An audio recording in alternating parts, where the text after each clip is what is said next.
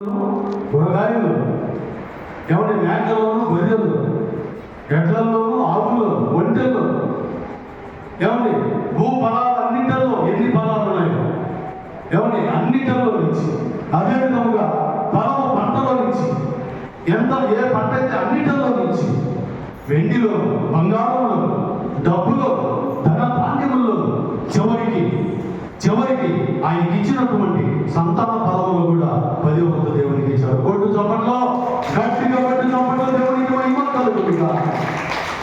అవునండి, దేవుని మాట ఎంత శ్రద్ధగా అబ్రహాం గారు వింటూ వచ్చారంటే ఆయన ఊరికే ఉన్నట్టు నటించి ఏదో కొన్ని చేసి కొన్ని పోగొట్టుకోలేదు. ఆయన దేవుని మాట శ్రద్ధగా విన్నాడు, 7 రకాల ఆశీర్వాదం పొందాడు. దేవునికి దైవ సేవకులకు తన ఇంటికి పిలిచి ఎవరి పరిచయం ప్రార్థన సిద్ధపరిచి పరిచయం చేశాడు. మంచి చక్కటి ఆధిక్యత ఇచ్చాడు. ఫలాన్ని పొందాడు, సంతాన ఫలాన్ని. ఆయనకు దేవుడిచ్చిన అన్నిటిలో నుంచి 10వ వంతు దేవునికి ఇచ్చాడు.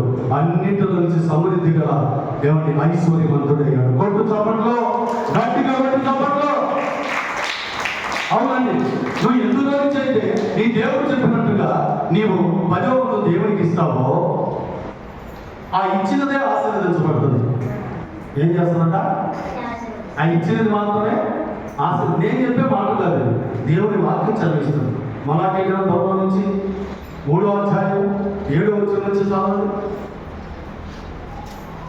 చాలా మంది అయ్యగారండి నేను ఆశీర్వదించబడాలి, అమ్మగారండి మేము ఆశీర్వదించబడాలి, ఎంత సంపాదిస్తున్నా నిలబడడం లేదు, ఎంత మేము కష్టపడుతున్నా అంత ఆడిగా సరిపోతుంది, చివరికి వచ్చేసరికి అప్పులే మిగిలిపోతున్నాయి, చివరికి వచ్చేసరికి మాకు ఇల్లు వాకిలు లేకుండా పోతున్నాయి, చివరికి వచ్చేసరికి మా పరిస్థితులు దారుణమైపోతున్నాయి. అయ్యా మా గురించి ప్రార్థన చేయడం, అయ్యా మా గురించి ప్రార్థన చేయండి అయ్యగారు, మా గురించి ప్రార్థన చేయండి అమ్మగారు అని చెబుతూ ఉంటారు.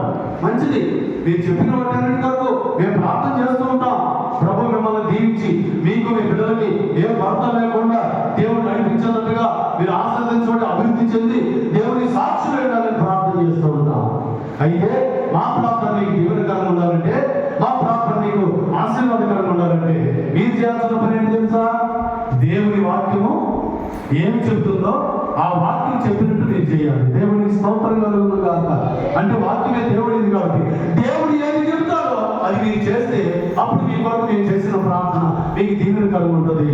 మీ ఇంటి వంటలు పంటలు బాడీలను మీ వ్యాపారములను మీ కష్టములను మీ వాహనములను నడుపుకునే రాబడిలను మీ యొక్క జీతములను